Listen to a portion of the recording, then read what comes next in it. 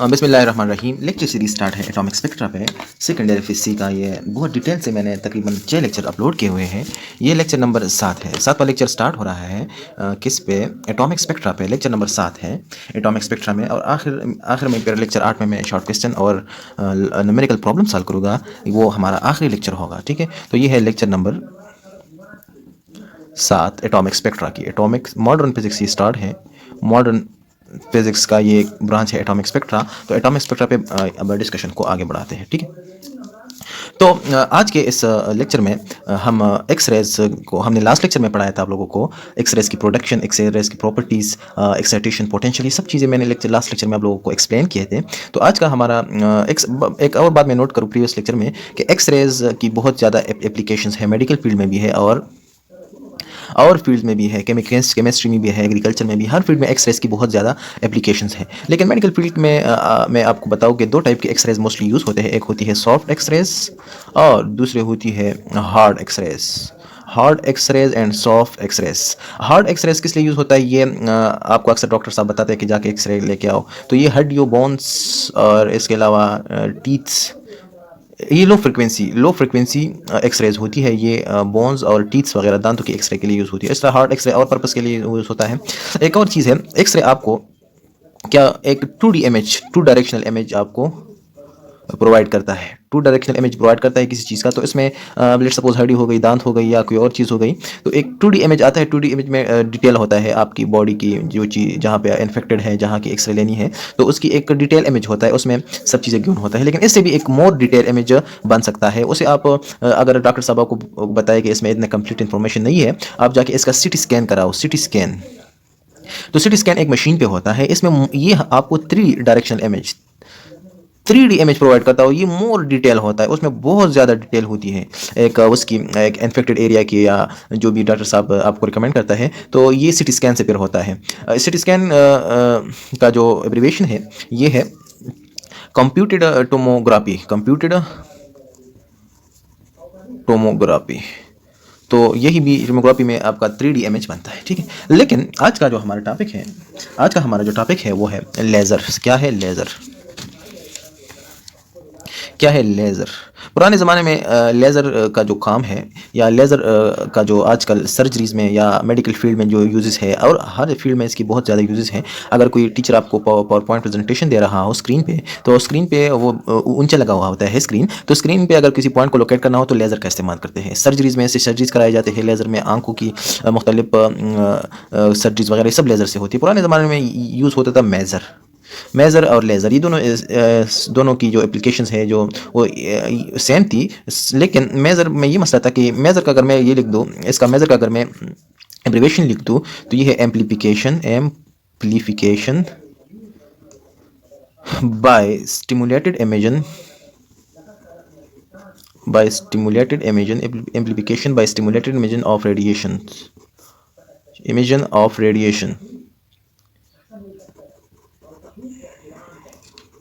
Amplification by stimulated, amplification bye micro, या इसको लिख दो ए से एम्प्लीफिकेशन आया, एम से माइक्रोवेव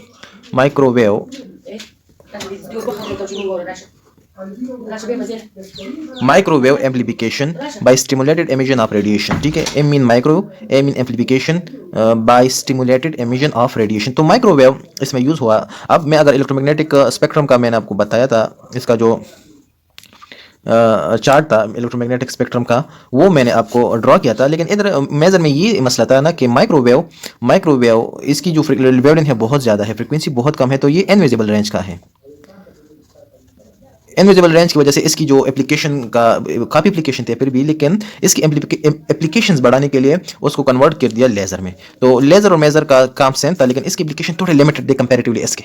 ठीक है, तो माइक्रोवेव्स इनविजिबल रीजन में आते हैं। तो इसी वजह से फिर डिस्कवरी हो गई लेज़र की। ये है light amplification by light amplification and stimulation emission of radiation, light amplification and stimulated emission of radiation, ये लेज़र का एब्रीविएशन है। ठीक है, तो अब लेज़र को फर्दर डिटेल में पढ़ते हैं। तो लेज़र, जिस तरह लेज़र का एब्रीवेशन है light, LIGHT, light amplification by stimulated imagine, by stimulated light amplification by stimulated emission of radiations.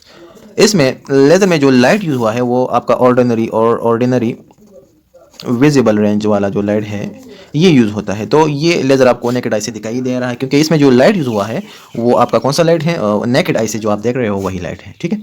तो अब इसका जो बेसिक प्रिंसिपल है, इसका जो बेसिक प्रिंसिपल है वो है स्टिमुलेटेड इमेजन है। स्टिमुलेटेड, कौन सा स्टिमुलेटेड इमेजन। अब स्टिमुलेटेड इमेजन क्या है और लेज़र क्या है, इसकी अब डिटेल आपको मैं बताऊंगा, तब इसकी आपको समझ आएगी कि असल में ये स्टिमुलेटेड इमेजन क्या होता है और ये लेज़र बनता किस तरह है। जब आप लेज़र को ले लो, लेज़र की जो रेड लाइट अक्सर बच्चों के साथ होती है, वो रेड लाइट वो बहुत दूर तक दिखाई देता है लेज़र। और लेज़र की इसे सर्जिकल नाइफ भी कहते हैं, एक टर्मिनोलॉजी है मेडिकल फील्ड में, सर्जिकल नाइफ। मतलब इससे बहुत बड़ी बड़ी सर्जरीज भी होती है, आंखों की सर्जरी वगैरह हो गई, ये सब किससे होती है, लेज़र से, ठीक है।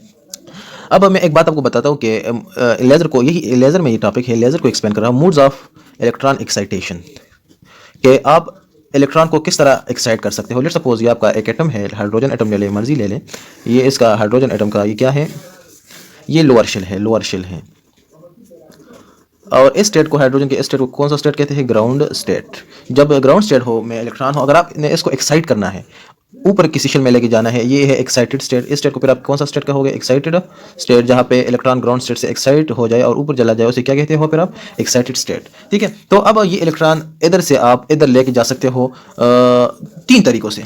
आप इलेक्ट्रॉन को किस तरह एक्साइट कर सकते हो, मतलब लोअर शेल से ऊपर शेल में ले जाने के लिए इलेक्ट्रॉन को क्या चाहिए, क्या हम करें कि वो नीचे से ऊपर चला जाए, ठीक है। तो सबसे पहले आप उसे अगर डेल्टा दे दे या हीट दे दे, अगर आप उसे हीट दे दे तो हीट की वजह से क्या होगा, इन हीट की वजह से एक लेट सपोज आप उसे डेल्टा हीट दे दे या लाइट दे दे, तो अगर आप हीट या लाइट दोगे तो ये एक खास वेवलेंथ एब्जॉर्ब करेगा और इसमें एनर्जी स्टोर हो जाएगी, तो वही एनर्जी की वजह से ये नीचे से ऊपर चला जाएगा। तो जब आप हीट या लाइट देते हो, जब हीट देते हो तो हीट भी फ्लेम है, कैंडल से हीट दे रहे हो तो भी एक टाइप ऑफ फ्लेम जा रही है, हीट दे रही है इलेक्ट्रॉन को। तो इससे आप फिर कहते हो ऑप्टिकल पंपिंग को, क्या कहते हो, ऑप्टिकल पंपिंग या पंपिंग ऑफ इलेक्ट्रॉन, क्या pumping, optical pumping of electron. लेकिन आप इस इलेक्ट्रॉन पे वोल्टेज अप्लाई करें, जिस तरह डिस्चार्ज ट्यूब एक्सपेरिमेंट, अब आपने डिस्चार्ज ट्यूब एक्सपेरिमेंट अगर आपने केमिस्ट्री में सुना हो इसका नाम, एक गैस होता है, गैस के अंदर इस तरह इलेक्ट्रॉन होता है, गैस से ऊपर बाहर से इलेक्ट्रॉन आके इससे टकरा के इसको ऊपर शेल में लेके जाता है। तो वो असल में जो इलेक्ट्रॉन आ रहा है वोल्टेज डिफरेंस की वजह से आ रहा है, हाई वोल्टेज से लो वोल्टेज की तरफ हमेशा इलेक्ट्रॉन क्या करता है, ट्रेवल करता है। तो दूसरी में बात हो गई कि अगर आप डेल्टा वी या वोल्टेज प्रोवाइड करो, तो वोल्टेज की प्रोवाइड की वजह से इलेक्ट्रॉन लोअर शेल से हाई शेल में क्या होगा, एक्साइट हो जाएगा। तो यही दो तरीके हो गए कि आप फर्स्ट हीट देके इलेक्ट्रॉन को एक्साइट कर सकते हैं, मूड्स ऑफ एक्साइटेशन हम पढ़ रहे हैं, या पंपिंग ऑफ इलेक्ट्रॉन भी कह सकते हैं उसे, पंपिंग ऑफ इलेक्ट्रॉन या मूड्स ऑफ एक्साइटेशन। तो सबसे पहले आप वोल्टेज या हीट प्रोवाइड करो, डेल्टा हीट प्रोवाइड करो या लाइट प्रोवाइड करो तो इलेक्ट्रॉन एक्साइट होगा। दूसरा अगर आप वोल्टेज प्रोवाइड करो, डेल्टा वी डिफरेंस, तो उसकी वजह से इलेक्ट्रॉन पंप हो सकता है।